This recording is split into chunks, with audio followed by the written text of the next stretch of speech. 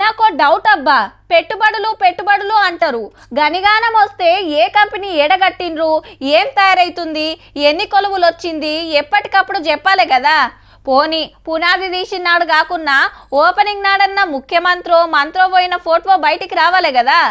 Agreement చేసుకున్నప్పుడు జరిగిన ప్రచారంలా 10వ వంతు కూడా టెన్కుంటది. గవన్నీ మళ్ళీ నాడు మాట్లాడుకుంటే మాయగాన్ని ఇప్పుడైతే గిరి చూడుర్రి. తెలంగాణలో ఏం నడుస్తున్నదంటే దావోస్ రాజకీయం అదాని అలైబలాయి. సీఎం సార్ స్విట్జర్లాండ్ దేశం పోయి పెద్ద పెద్ద కంపెనీలతో అగ్రిమెంట్లు చేసుకుంటే 40,000 కోట్ల పెట్టుబడులు వస్తున్నాయట రాష్ట్రానికి. దీని మీదనే పాత గవర్నమెంట్ కొత్త గవర్నమెంట్ నడుమ పంచాది పుట్టింది. అప్పుడు ఇదే కాంగ్రెస్ వాళ్ళు ఏమన్నారంటే ఏ దావోస్ దండగా ఇది పైసలు ఖరాబ్ అవుతున్నాయి, ఇదంతా ఖర్చు పెడుతున్నారు, ఇది దండగా అంటారు. మరి మీరెందుకు పోయింది? ఇప్పుడు ముఖ్యమంత్రి పోయే దావోస్ పర్యటనను కేటీఆర్ గారు ఒక్కరే వెళ్ళేటోళ్ళు. మన కాడ 12,000 కోట్ల పెట్టుబడి పెట్టడానికి అదాని సార్ కూడా ఒప్పందం చేసుకున్నాడు. అయితే అదాని అవినీతి వెనుక ప్రధాని ఉన్నాడని పొద్దుగాల రాహుల్ గాంధీ మాట్లాడితే పొద్దుకేమో రేవంత్ రెడ్డి పోయి అదానిని అనిపించుకుంటాడు. మరి ఇప్పుడు ఈ రేవంత్ రెడ్డిది కరెక్టా, రాహుల్ గాంధీది కరెక్టా? ఇది నిరుద్యోగ యువత కోసం పెట్టుబడులు తీసుకొచ్చి ఉపాధి అవకాశాల కోసం, వ్యక్తిగతం కాదు కదా. అంటే ఆ మాత్రం కామన్ సెన్స్ లేదా?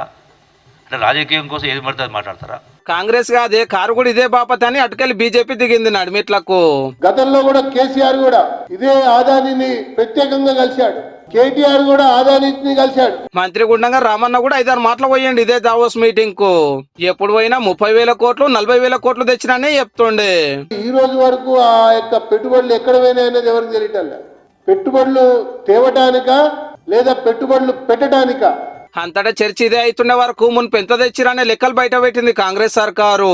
2020లో 500 కోట్లు, 2022లో 4,128 కోట్లు, నిరుడు 19,900 కోట్లకు అగ్రిమెంట్లు చేసుకొచ్చిండట రామన్న.